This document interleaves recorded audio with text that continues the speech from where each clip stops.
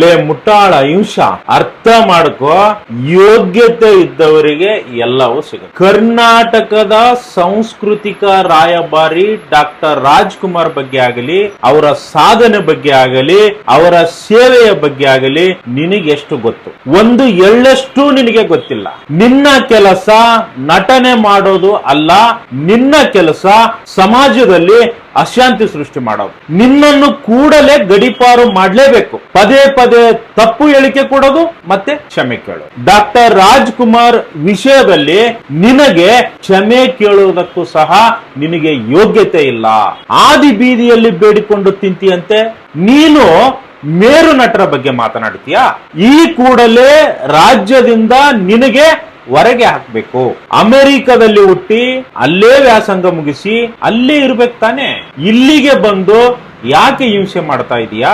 ತಮ್ಮ ಅಮೋಘ ಅಭಿನಯ, ಸುಮಧುರ ಕಂಠ ಸಿರಿಯ ಮೂಲಕ ದಶಕಗಳ ಕಾಲ ಕನ್ನಡಿಗರನ್ನು ರಂಜಿಸಿದ ಕನ್ನಡ ಚಿತ್ರ ಜಗತ್ತಿನ ಮೇರು ಶಿಖರ, ಧ್ರುವ ತಾರೆ ನಮ್ಮ ಅಣ್ಣನವರು. ಅತ್ಯಂತ ಸಾಮಾನ್ಯ ಬಡ ಕುಟುಂಬದಲ್ಲಿ ಜನಿಸಿ ರಂಗಕಲೆ ಮತ್ತು ಚಿತ್ರರಂಗದಲ್ಲಿ ಅಪಾರ ಸಾಧನೆ ಮಾಡಿದ ಡಾಕ್ಟರ್ ರಾಜ್ಕುಮಾರ್ ಅವರ ಜೀವನ ಇಂದಿನ ಪೀಳಿಗೆಗೆ ಮಾದರಿಯಾಗಿದೆ.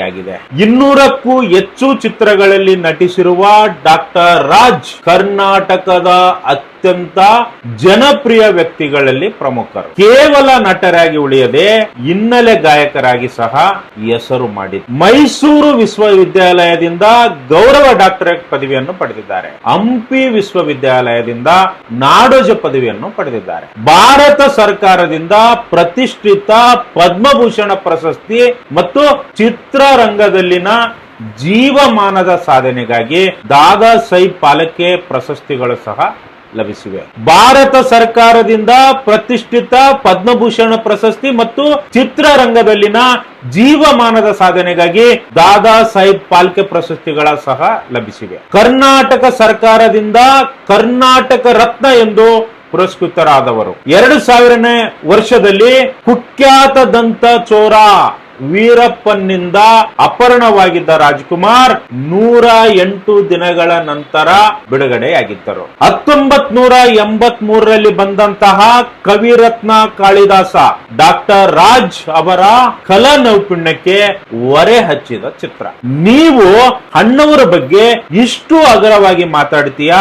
ನಿನಗೆ ಒಬ್ಬ ನಟನಾಗಿ ಈ ತರ ನೀನು ಟ್ವೀಟ್ ಮಾಡಕ್ಕೆ ನಿನಗೆ ನಾಚಿಕೆ ಆಗಬೇಕು. ವೀಕ್ಷಕರೇ, ದಯವಿಟ್ಟು ಈ ವಿಡಿಯೋವನ್ನು ಶೇರ್ ಮಾಡಿ, ಎಲ್ಲ ಜನರಿಗೆ ತಲುಪಲಿ.